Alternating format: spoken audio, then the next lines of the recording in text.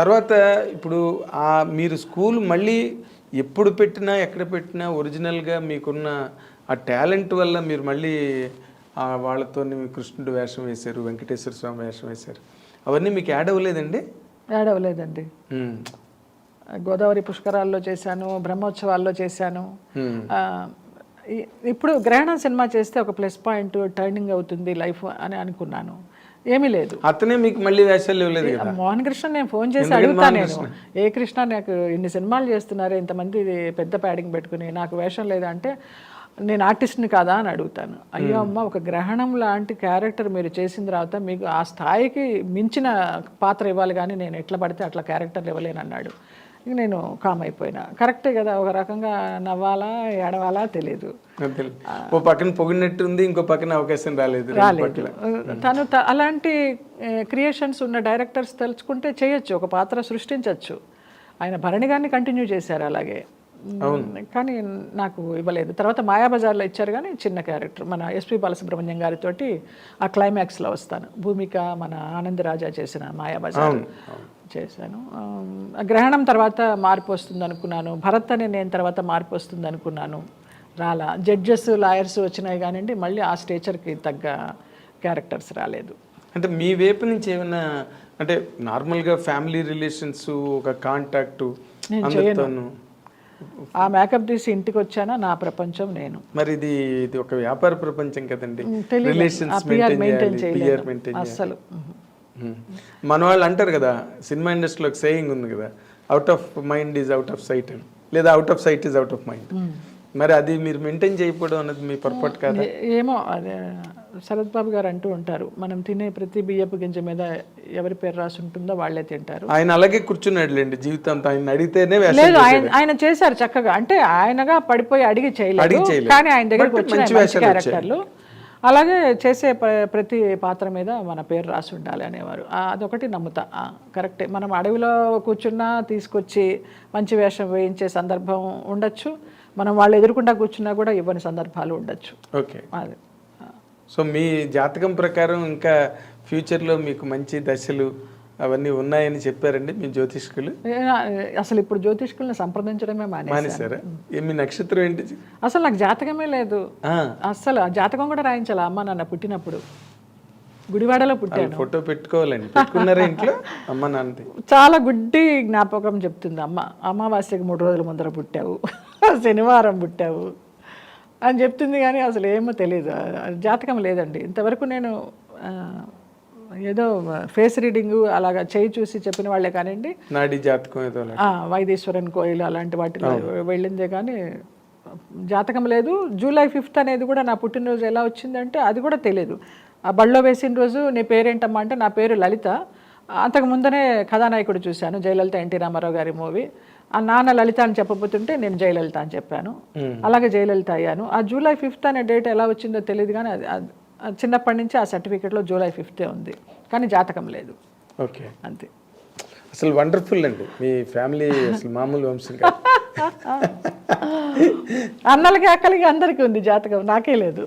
అసలు ఇది నిజంగా మీరు ఏడవలసిన సందర్భం అంటూ ఉంటే ఇది తక్కువ ఏం అక్కల. ఎందుకంటే మీరు బోల్డ్గా ఎదుర్కొన్నారు, బోల్డ్గా నిలబడ్డారు, ప్రతిదాన్ని ఛాలెంజ్గా తీసుకున్నారు.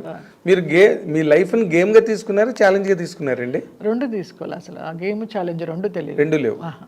అదో మానన్న మీతో సాఫీగా వెళ్ళిపోతుందా. ఇప్పుడు మీతో కూర్చొని ఆనందంగా మాట్లాడానా, నైట్ వెళ్ళి తిన్నానా, నిద్రపోయినా, పొద్దున ఆరోగ్యంగా లేచానా, ఇంతే. నేను ఇద్దరిని చూశానండి, బాలు గారు, ఎస్పి బాలసుబ్రహ్మణ్యం గారు, మీరు డైరెక్ట్గా మీడియాలో ధైర్యంగా yes I'm a social drinker, నేను అందరితో చెప్పానేమన్నా, అందుకే చెప్పాను నిద్రే ఎవరు ఆడుకుంటాను, డ్రింక్ చేస్తాను, చక్కగా విహారయాత్రలు చేస్తాను, భక్తి యాత్రలు చేస్తాను, అన్నీ ఉన్నాయి, అన్ని కోణాలు ఉన్నాయి నాకు. All in one. నా ఇష్టం, నాకు సొసైటీకి సమాధానం చెప్పాల్సిన అవసరం లేదు.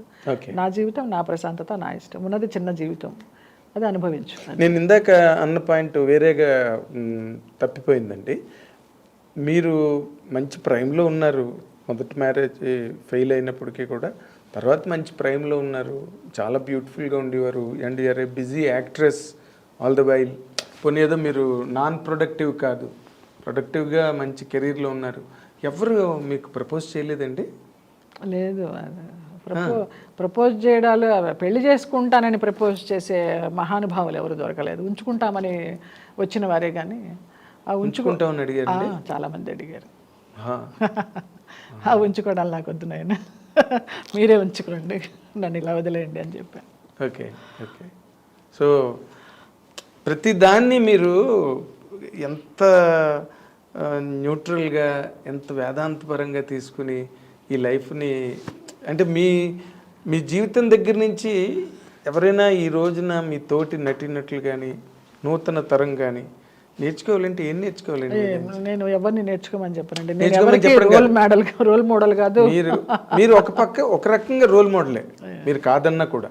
ఎలా అంటే ఎన్ని షాక్స్ వచ్చినా, ఎన్ని సెట్ బ్యాక్స్ వచ్చినా, ఎన్ని ఇబ్బందులు ఎదురైనా కూడా మీరు స్టడ్ ఫాస్ట్గా, రాక్ స్టడీగా కెరీర్లో నిలబడ్డారు. ఈ రోజున మీరు ఏదో ఒక శక్తి నన్ను నిలబెట్టింది నాగేంద్ర. నాకుగా నేను నిలబడాల. అది నేను చేసుకున్న పుణ్యమా, పూర్వజన్మ సుకృతమా, నా మంచితనమా ఏదే తెలియదు నాకు. అందరూ బాగుండాలి, అందులో నేను ఉండాలని అనుకునే మనిషిని.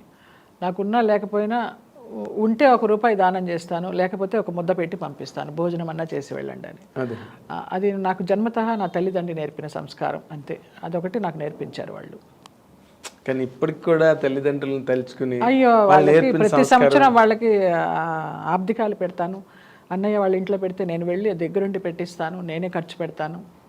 బంగారాలు మీ అర్థం, అసలు ఆ విషయంలో డౌటేలే నిజంగా.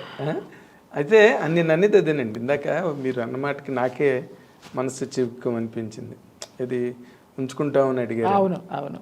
అది అలాంటి రిలేషన్స్లో మీరు ఎక్కడైనా నలిగారండి? నేను నలగలేదండి అస్సలు. చాలా అదృష్టవంతురాలి నేను నలగలేదు. దూరంగా ఉన్నారు. నాకు తల్లిదండ్రులు పెద్ద ఎంకరేజ్ చేయాలి. ఈ పెళ్ళి అయిపోయింది కదా, నీకు తోడు కావాలి కమ్మా, ఇంకో పెళ్లి చేసుకో అని. నాకు ఆలోచన రాలేదు. వాళ్ళు ఎందుకు చెప్తారు, మీకు తోడు ఉంటే మళ్ళీ వాళ్ళు ఎక్కడ దూరం అయిపోతారు? అలాంటి వ్యక్తి తారసపడలేదు, ఇంకా ఆలోచన లేదు మైండ్లో.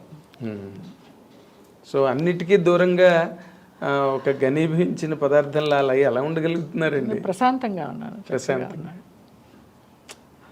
చాలా గ్రేట్. ఇప్పుడు ఈ టీవీ సీరియల్స్లోకి వచ్చిన తర్వాత మళ్ళీ కొంచెం మీరు కలివిడిగా ఉన్నాను. ఇప్పుడు టీవీ సీరియల్స్ కూడా ఏమి లేవండి, అన్ని మానేసేసాను. ఏం చేయడల్లా. ప్రేమంత మధురం 3 yearsగా చేశాను, ఇప్పుడు అది కూడా మానేశాను. ఇంకా రెగ్యులర్ సీరియల్స్ వచ్చినా ఒప్పుకునే ఇదిలో లేను, చాకరీ చేయలేను. చాలా టెన్షన్ అది. ఏదైనా గెస్ట్గా అన్నపూర్ణ వాళ్ళు పిలుస్తూ ఉంటారు 390లో, నాకు చాలా హాయిగా అనిపిస్తుంది. ఆ సెట్ పాజిటివ్గా అనిపిస్తుంది, అక్కడికి వెళ్తాను. వాళ్ళదే మావారి మాస్టర్ ఉంది, అక్కడ పనిచేస్తాను. గెస్ట్ ఇప్పుడైనా రెమ్యూనరేషన్ ఏమైనా పెంచారా, లేకపోతే వాళ్ళు ఏముండదు, నేను చాలా రీజనబుల్గా అడుగుతాను. సినిమా అయితే పర్ డే ఎంత, సీరియల్ అయితే పర్ డే ఎంత, వాళ్ళు సంతోషంగానే ఇస్తారు. అమ్మ అంత నాకు కొంచెం తగ్గించండి అమ్మ అని ఎవరు అడగరు. అంటే తగ్గించేలాగా నేను మాట్లాడను, అంత హైలో అడగను. నాకు ఏది కావాలో అదే అడుగుతాను. ఎందుకంటే ఇవాళ రేపు టీవీ సీరియల్స్లో యాక్ట్ చేసేవాళ్ళు మామూలుగా చిన్న 1-2 సీరియల్స్లో వచ్చిన వాళ్ళే చాలా డిమాండ్ చేస్తున్నారు. నేను చూస్తున్నా నా కళ్ళ ముందర, మా పిల్లలందరూ పనిచేస్తూ ఉంటారు కదా, అసలు ఏం మాట్లాడతారో వాళ్ళు. అసలు ఇంత కూడా మొహమాటం లేకుండా కాస్ట్యూమ్స్ ఇవ్వండి, ఏదన్నా మంచి అకేషను అంటే మాకు కాస్ట్యూమ్స్ ఇవ్వండి, మేము కొనుక్కోం అంటారు. డిమాండ్ చేసి తీసుకుంటారు. అవును, ఇచ్చేవాళ్ళు కూడా ఛానల్ వాళ్ళు కొంతమందికి అలాగే ఇస్తున్నారు. అంటే మరి ఇంకా తప్పనిసరి పరిస్థితులు కదండి, ప్రొడ్యూసరు అవాయిడ్ చేస్తారు. నేను ఎప్పుడు అలాగా డిమాండ్ చేయలేదు. మీరు ఎవరిని డిమాండ్ చేయలేదు, అందుకే అడిగాను ప్రత్యేకంగా. ఇప్పుడైనా అడుగుతున్నారా, లేకపోతే ఇప్పుడు కూడా వాళ్ళు ఏం లేదు, రీజనబుల్ అమౌంట్స్. పోన్లేండి, సంతోషం. ఇదొక్కటి ఇప్పటి వరకు మీరు మాట్లాడిన దానిలో సంతోషం కలిగించే విషయం ఇదొకటి ఏంటంటే, నేను అడుగుతున్నాను నాకు ఇంత కావాలి అని అడుగుతున్నాను. లేదు.